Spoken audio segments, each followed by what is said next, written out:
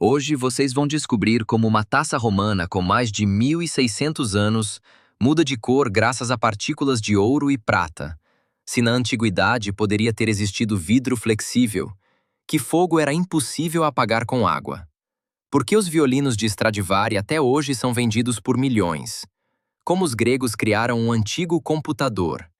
E muitas outras tecnologias do passado que parecem como se tivessem sido acidentalmente esquecidas na história por pessoas do futuro.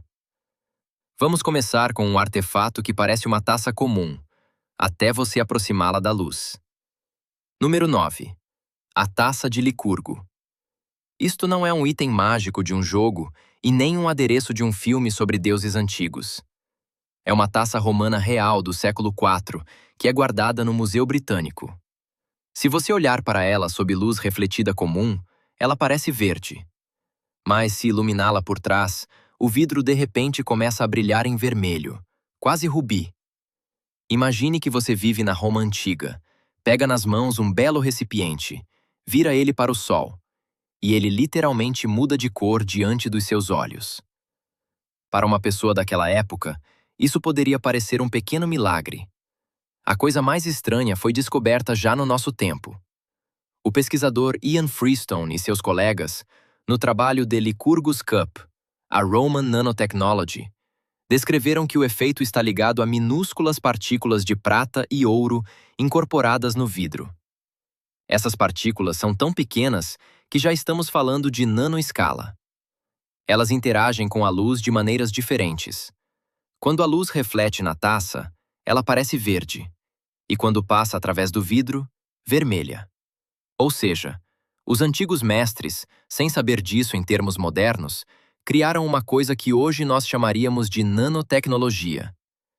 E é aqui que começa a principal pergunta. Eles fizeram isso de propósito ou por acaso? Porque uma coisa é obter acidentalmente um vidro incomum por causa de impurezas metálicas. E outra completamente diferente é entender como controlar partículas de ouro e prata do tamanho de dezenas de nanômetros, quando você não tem microscópio eletrônico, laboratório e uma pessoa de jaleco branco dizendo: "Parabéns, conseguimos um efeito plasmônico." Por isso, muitos pesquisadores são cautelosos. Os romanos podiam dominar técnicas artesanais incrivelmente finas, mas não é certo que eles entendiam a física da maneira como nós a entendemos. É por isso que a taça de Licurgo se torna ainda mais interessante. Ela não necessariamente prova que os romanos conheciam a nanociência, mas mostra algo não menos incrível. Antigos mestres podiam criar materiais com efeitos que nós só conseguimos explicar normalmente 1,5 milênio depois. Para eles, isso podia ser um segredo de oficina, uma tecnologia bem-sucedida, transmitida de artesão para artesão. Para nós, um artefato que parece como se a história, por um segundo, tivesse pulado vários séculos para frente. Mas o próximo ponto é ainda mais misterioso, porque fala de um vidro que supostamente não quebrava, mas dobrava como metal ou borracha. Número 8. O vidro flexível romano. Imagine um inventor que chega ao imperador Tibério não com uma espada, não com uma carruagem e não com um plano para conquistar um país vizinho, mas com um recipiente de vidro de aparência comum. Ele o joga no chão, e em vez de se espalhar em cacos, o recipiente simplesmente amassa, como metal. Depois o mestre pega um pequeno martelo, desamassa a marca, e a taça volta a aparecer inteira. Para o mundo antigo, isso não seria apenas legal. Seria quase uma violação das regras da realidade. Essa história é conhecida como a lenda do vitrum flexile, isto é, do vidro flexível ou inquebrável. Autores antigos escreveram sobre ela. No Satiricon de Petrônio, há uma história sobre um mestre que fez um recipiente de vidro inquebrável, mostrou-o a César e depois admitiu que só ele conhecia o segredo. O final da história não é feliz.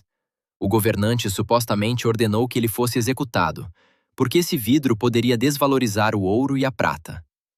Ou seja, o homem talvez tenha trazido uma tecnologia do futuro, mas recebeu não uma recompensa, e sim a versão mais romana possível de "Obrigado, nós ligaremos para você." Plínio, o Velho, Também mencionou uma história parecida na História Natural. Ele escreveu que, sob Tibério, supostamente foi inventado um método de fazer vidro flexível, e a oficina do inventor foi destruída. Mas o mais importante é que o próprio Plínio tratava isso com cautela. Ele observava que o rumor sobre isso era mais difundido do que confiável. E isso muda muito a abordagem. Não podemos dizer, os romanos definitivamente criaram vidro flexível. É mais correto dizer, fontes antigas preservaram a lenda de uma tecnologia que soa inacreditável até hoje. Poderia haver algo real por trás disso? Talvez. Alguns acreditam que era apenas uma bela história sobre o medo da inovação. Outros supõem que não se tratava de vidro flexível de verdade, mas de algum tipo especial de material tratado, uma forma incomum de vidro, ou até mesmo uma demonstração exagerada. Mas o fato permanece. Há 2000 anos as pessoas recontam a história de um recipiente que deveria ter quebrado, mas não quebrou. E todas as vezes nela soa a mesma pergunta: o que teria acontecido se essa tecnologia realmente existisse e não tivesse desaparecido junto com o mestre? É nisso que está a força da lenda. Ela não é apenas sobre uma taça de vidro. Ela é sobre como uma ideia incrível pode desaparecer facilmente se cair nas mãos erradas e na época errada. Talvez o vidro flexível nunca tenha existido. Ou talvez alguém, um dia, realmente tenha criado um material que apareceu cedo demais em um mundo onde o valor do ouro era mais importante que o futuro das tecnologias. Mas o próximo ponto já não é apenas uma lenda sobre um ofício perdido. É uma arma que realmente causava terror nos inimigos, porque queimava até onde o fogo deveria morrer. Sobre a água. Número 7. O fogo grego. O nome soa quase como um feitiço, mas era uma arma secreta real do Império Romano do Oriente, isto é, Bizâncio. Segundo a britânica, ele é associado ao mestre Calínico de Heliópolis, que fugiu da Síria e provavelmente criou essa arma sob o imperador Constantino IV no século VII.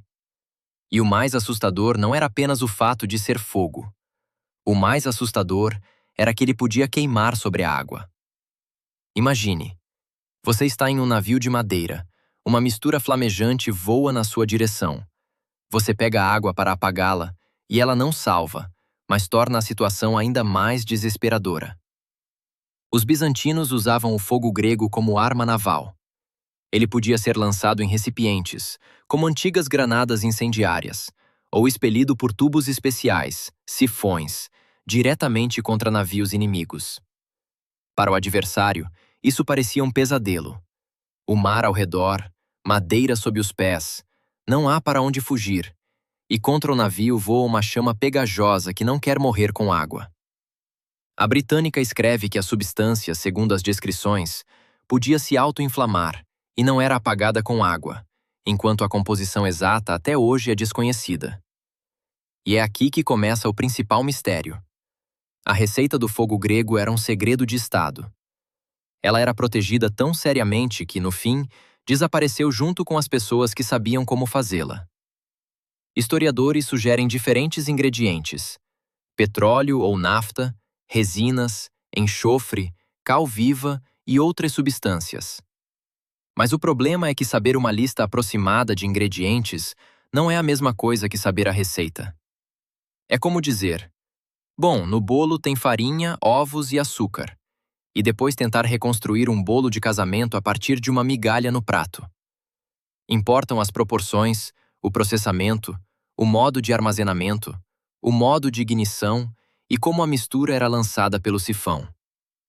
O fogo grego era tão importante que frequentemente é chamado de uma das razões pelas quais Bizâncio conseguiu sobreviver por tanto tempo sob a pressão dos inimigos. A britânica destaca separadamente que essa arma ajudava os bizantinos a repelir frotas inimigas e se tornou um dos segredos militares mais misteriosos da Idade Média. E o mais estranho, os inimigos podiam ver o resultado, podiam capturar equipamentos, podiam tentar repetir a mistura, mas nunca conseguiram reproduzir completamente o sistema bizantino. Por isso, o fogo grego assusta não apenas como arma, mas também como tecnologia perdida. Sabemos que ele existiu. Sabemos que ele queimava sobre a água. Sabemos que ele mudava o curso de batalhas navais. Mas a receita exata até hoje continua sendo um buraco histórico, em torno do qual os cientistas discutem há muitos anos. Não era apenas um fogo mais forte. Era um antigo segredo militar que parecia como se Bizâncio tivesse inventado seu próprio napalm vários séculos antes do tempo. E agora vamos passar para objetos que não queimavam navios, mas que até hoje valem milhões. Os violinos de Stradivari, cujo som as pessoas tentam desvendar há mais de 300 anos. Número 6. Os violinos de Stradivari. Imagine um instrumento de madeira com 300 anos de idade, que custa mais caro que uma mansão. É protegido como um tesouro de museu e até hoje faz os cientistas discutirem por que ele soa exatamente desse jeito. Antonio Stradivari trabalhou na Cremona italiana no final do século XVII e no início do século XVIII. E seus violinos, há muito tempo, se tornaram algo como a Ferrari do mundo da música clássica. Só que em vez de motor, madeira, verniz, cordas e um mistério que as pessoas tentam desvendar há vários séculos. Durante muito tempo, circulou uma versão quase mística. Supostamente, Stradivari conhecia um segredo que ninguém mais conseguiu repetir. Madeira especial, verniz especial, forma especial, mão especial do mestre. E a ciência realmente encontrou pistas interessantes. Em 2006, Joseph Nadivari e seus colegas publicaram na Nature um estudo da madeira de instrumentos de Stradivari e Guarneri, no qual descobriram sinais de tratamento químico da madeira. E em 2017, na PNAS, Huan Qing-Tai e seus colegas novamente mostraram diferenças químicas no bordo de Stradivari em comparação com amostras modernas. Ou seja, a versão "é apenas uma bela caixa antiga com cordas" não funciona. Os materiais realmente podiam ter sido tratados de maneira incomum.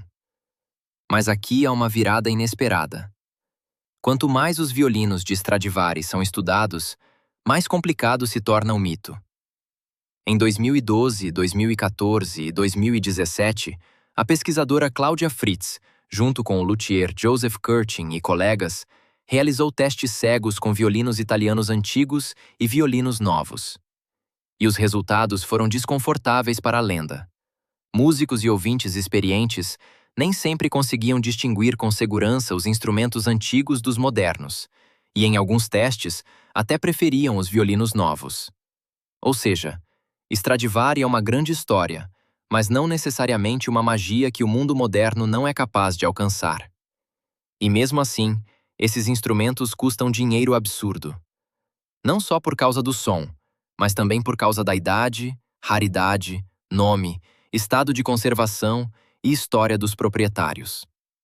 Por exemplo, o violino Lady Blunt de Stradivari, do ano 1721, foi vendido no leilão Tarísio em 2011 por 9.808.000 libras, ou cerca de 15,9 milhões de dólares. E em 2025, o violino Joaquim Má de Stradivari, do ano 1714, saiu em leilão na Sotheby's por 11,25 milhões de dólares. Isso já não são apenas instrumentos musicais, são artefatos históricos, investimentos e quase relíquias sagradas da música clássica. No fim, o mistério de Stradivari não está em um único ingrediente secreto que pode ser adicionado à madeira para obter um som de milhões. É mais provavelmente uma mistura de habilidade, materiais, idade, lenda, cultura e percepção humana. Talvez os mestres modernos já saibam fazer violinos que soam não pior em testes cegos. Mas o nome Stradivari ainda funciona como um feitiço. Você o escuta, e diante de você já não está apenas um violino, mas 300 anos de música, dinheiro, discussões e uma veneração quase religiosa por madeira com cordas. E agora vamos passar para um dispositivo que quebra ainda mais a ideia que temos do mundo antigo. Um mecanismo encontrado nos destroços de um navio e que acabou sendo algo como um computador da Grécia Antiga. Número 5. O mecanismo de Anticítera. No início do século XX, mergulhadores gregos em busca de esponjas encontraram, perto da ilha de Anticítera, um antigo naufrágio. Entre estátuas, moedas e outros achados, estava um estranho pedaço de bronze coberto de corrosão. No começo, ele não parecia algo especialmente impressionante. Apenas um monte enferrujado de um velho barco molhado. Mas quando começaram a estudá-lo, ficou claro. Dentro havia um mecanismo com engrenagens, escalas e um sistema de cálculos que, de modo geral, não deveria se encaixar tão bem na nossa ideia simples da antiguidade. O mecanismo de Anticítera é frequentemente chamado de o mais antigo computador analógico conhecido. Ele foi criado aproximadamente no segundo ou primeiro século antes da nossa era, e podia mostrar o movimento do Sol e da Lua, prever eclipses, trabalhar com ciclos de calendário e até se relacionar com o calendário dos jogos antigos. Em 2006, na revista Nature, Mike Edmunds, Tony Freeth e seus colegas publicaram um estudo no qual, com a ajuda de tomografia de raios-x tridimensional, leram inscrições ocultas e analisaram o dispositivo muito mais profundamente. Foi justamente então que ficou ainda mais evidente. Isso não era apenas um belo brinquedo astronômico, mas um instrumento de cálculo incrivelmente complexo. O mais insano é o nível de engenharia. Dentro dele eram usadas dezenas de rodas dentadas, que transmitiam movimento umas às outras e modelavam ciclos celestes. Em 2021, a equipe de Tony Freeth publicou na Scientific Reports uma reconstrução da parte frontal do mecanismo e mostrou quão complexo poderia ser seu sistema de representação do cosmos, segundo as ideias da Grécia Antiga. Imagine. 2000 anos atrás, alguém não apenas olhava para o céu e dizia: "Que lua bonita!", mas construía uma máquina de bronze que traduzia o movimento dos corpos celestes em trabalho de engrenagens. E o mistério está no fato de que mecanismos de complexidade semelhante aparecem novamente no registro histórico muito mais tarde.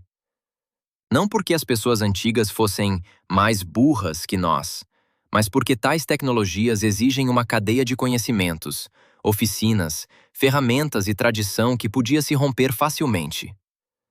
O mecanismo de Anticítera é como encontrar em uma cozinha antiga não apenas uma faca, mas um relógio mecânico complexo. Ele prova que os engenheiros antigos podiam estar muito mais próximos da mecânica precisa do que estamos acostumados a pensar.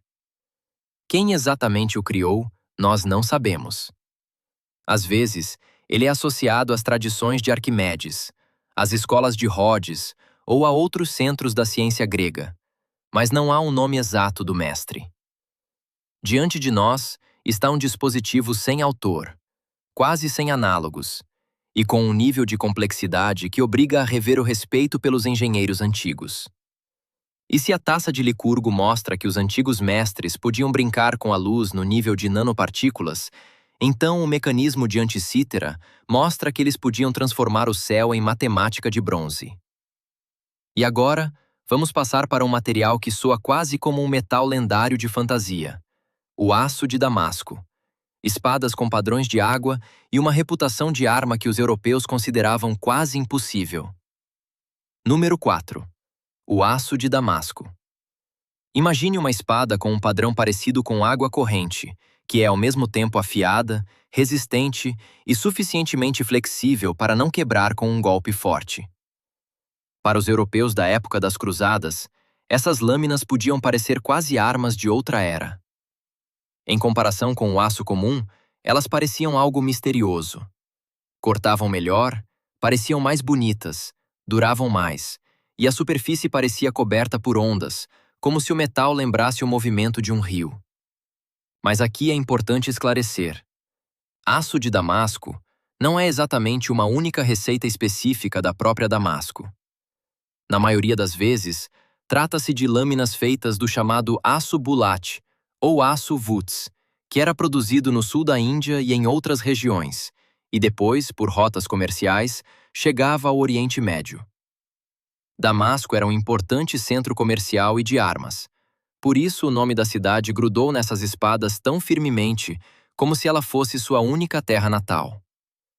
É mais ou menos como chamar todo um produto pelo nome do mercado onde ele era vendido. Em 2006, na revista Nature, saiu um trabalho de Peter Paufler e seus colegas, no qual, em uma amostra de um sabre histórico de Damasco, foram encontrados nanotubos de carbono e nanofios de cementita. Isso soa quase bonito demais. Uma espada antiga, nanoestruturas e um metal que durante séculos foi considerado um mistério. Os cientistas supuseram que essas estruturas podiam surgir por causa da composição especial do aço original e do processo de forjamento. Mas isso não significa que os antigos ferreiros sentavam e diziam: certo, vamos adicionar nanotubos para melhorar as características. Eles não conheciam os termos modernos, mas podiam, por experiência, encontrar uma tecnologia que dava um resultado incrível. O segredo não estava apenas nas mãos do mestre, mas também na matéria-prima.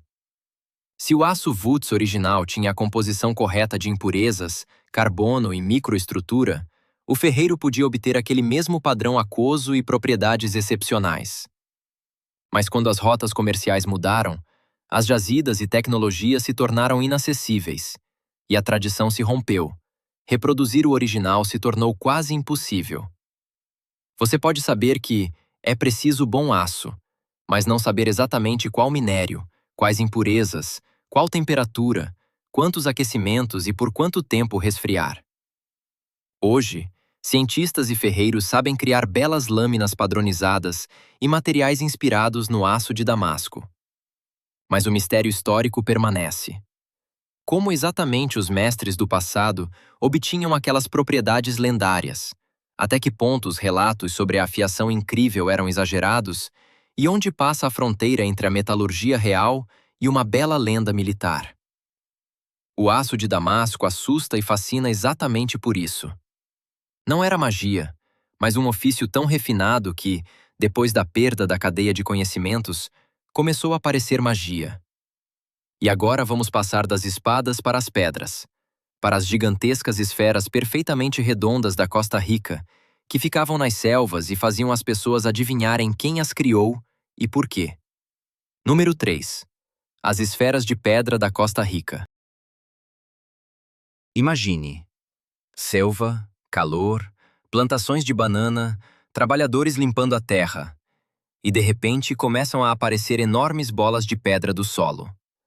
Não uma, não duas, mas centenas. Algumas do tamanho de uma bola, e algumas mais altas que uma pessoa. E o principal: elas são tão lisas e redondas que não parecem rochas aleatórias, mas como se alguém, na antiguidade, tivesse decidido fazer planetas gigantes de pedra e espalhá-los pela Terra. Essas esferas são associadas à cultura pré-colombiana de Quis, no sul da Costa Rica.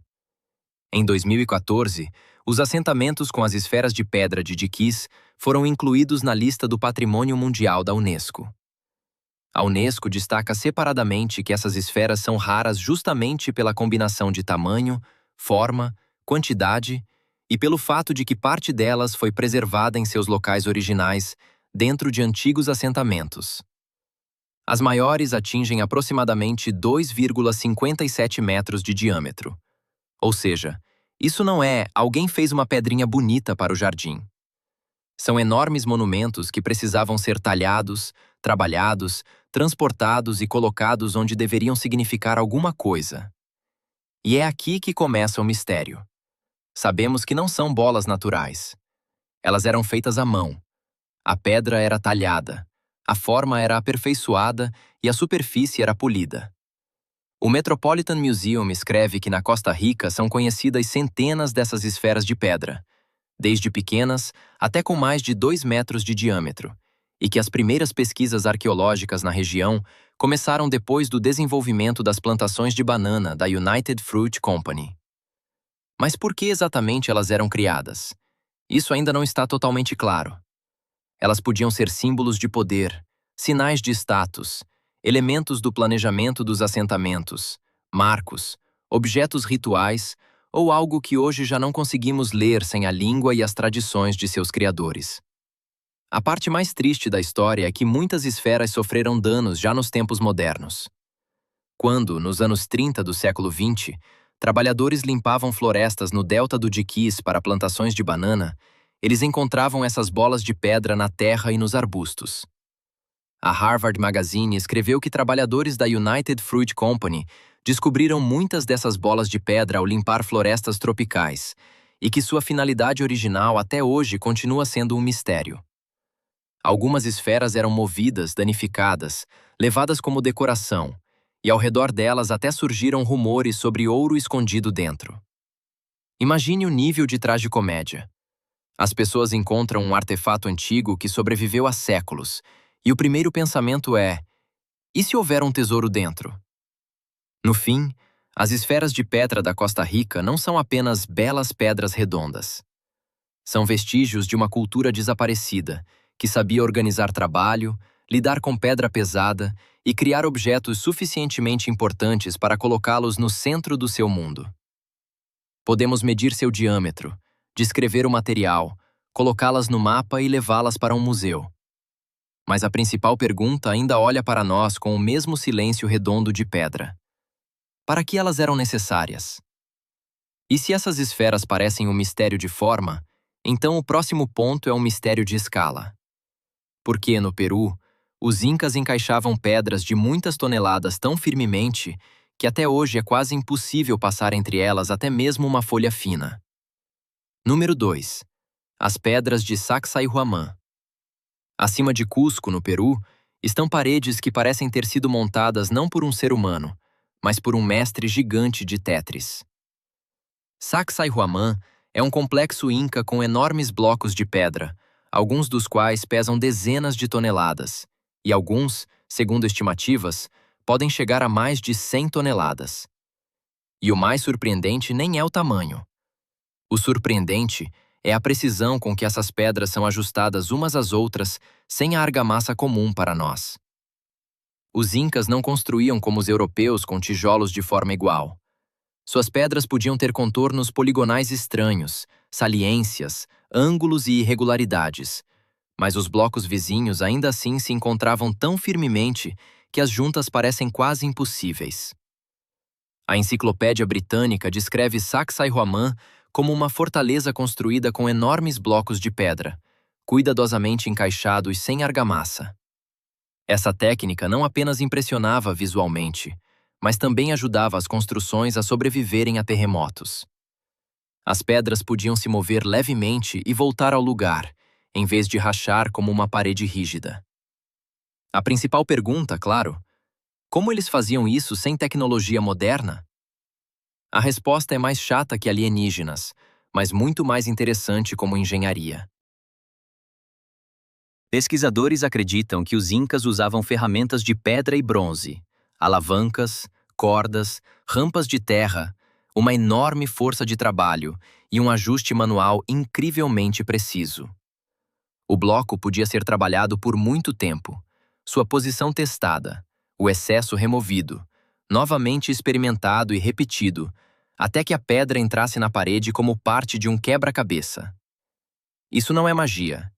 É muito trabalho, tempo, organização e habilidade, que hoje parece quase impossível justamente porque nos acostumamos a resolver tudo com máquinas. Existem lendas e versões fantásticas, como se as pedras fossem amolecidas com plantas, derretidas pelo sol através de lentes ou trabalhadas com tecnologias desconhecidas. Mas não há provas sólidas disso. É muito mais provável que diante de nós não esteja um laser perdido dos incas, mas uma civilização que levou o trabalho com pedra a um nível que deixa o homem moderno constrangido. Porque nós queremos explicar tudo com uma técnica secreta. Mas às vezes o segredo é simplesmente décadas de ofício, uma enorme quantidade de mãos trabalhando e uma cultura em que a pedra era mais importante do que para nós é um piso de concreto na entrada do prédio. E ainda assim, existe uma parte triste da história. Depois da chegada dos espanhóis, muitas pedras de Sacsayhuamán foram usadas como material de construção para novos edifícios em Cusco. Ou seja, uma estrutura que sobreviveu a terremotos e séculos começou a ser desmontada como uma pedreira gratuita. Mas até mesmo aquilo que restou ainda parece um desafio. Tente explicar como pessoas sem guindastes, caminhões e ferramentas de aço criaram paredes que permanecem mais firmes que muitas construções modernas. E agora, vamos passar para o último e mais famoso ponto: as pirâmides de Gizé, onde as escalas são tão enormes que até os números secos soam como a descrição de um projeto impossível. Número 1. As pirâmides de Gizé. Esta lista simplesmente não poderia terminar sem elas.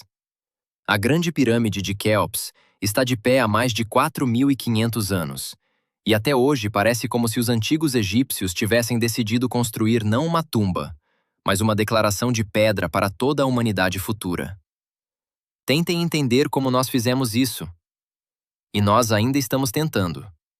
Não porque a resposta tenha necessariamente que ser mística, mas porque a escala do projeto até hoje provoca respeito. Segundo a Enciclopédia Britânica, a Grande Pirâmide originalmente tinha cerca de 147 metros de altura e é composta por aproximadamente 2.300.000 blocos de pedra. A maioria dos blocos pesava várias toneladas, e elementos individuais de granito podiam ser muito mais pesados. Os egípcios não tinham guindastes, caminhões, escavadeiras e máquinas de aço.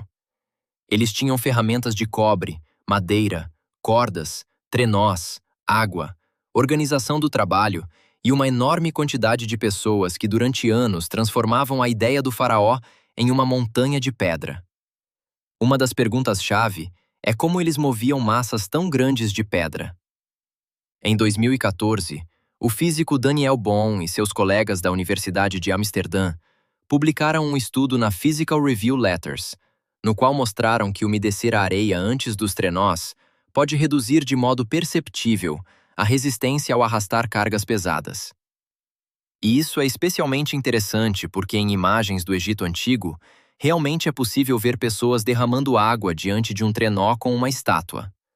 Ou seja, às vezes o mistério antigo acaba não sendo antigravidade, mas um uso muito inteligente da areia molhada.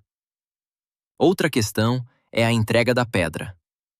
Em 2017, arqueólogos que estudavam os papiros de Wadi al-Jarf falaram sobre o diário de um funcionário chamado Merer.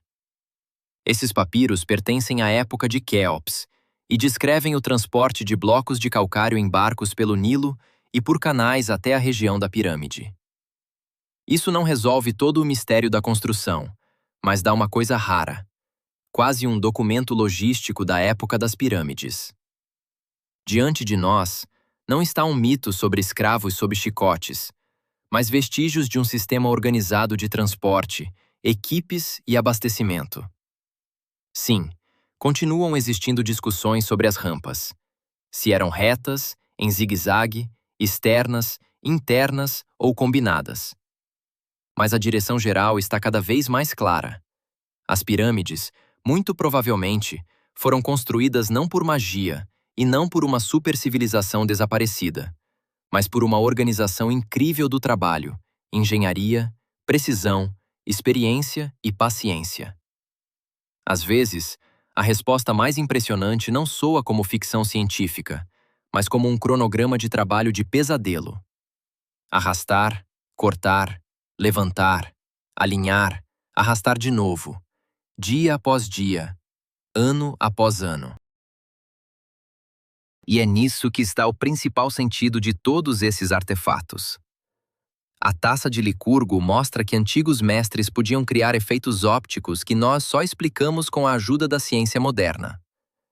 O vidro flexível lembra que algumas histórias sobre tecnologias podem ter desaparecido junto com uma única pessoa. O fogo grego foi um segredo militar cuja receita se perdeu no tempo. Os violinos de Stradivari provam que o artesanato às vezes se torna uma lenda mais forte que qualquer fórmula. O mecanismo de Anticítera mostra a mente antiga em engrenagens de bronze. O aço de Damasco, uma metalurgia que, depois da perda da cadeia de conhecimentos, virou quase mito. As esferas de pedra, Sacsayhuaman e as pirâmides são vestígios de sociedades que sabiam organizar o trabalho de uma maneira que até hoje é difícil para nós acreditar. O mais interessante no passado não é que ali necessariamente existiam tecnologias secretas do futuro, Mas que pessoas sem nossos computadores, guindastes e laboratórios, às vezes criavam coisas que ainda fazem o mundo moderno coçar a cabeça. Escrevam nos comentários qual mistério surpreendeu vocês mais: a taça de Licurgo, o fogo grego, o mecanismo de Anticítera ou, afinal, as pirâmides. E se vocês querem mais análises como essas sobre tecnologias antigas e segredos perdidos, inscrevam-se. Nos próximos vídeos haverá ainda mais coisas do passado que parecem como se a história tivesse deixado de propósito para nós um quebra-cabeça sem solução.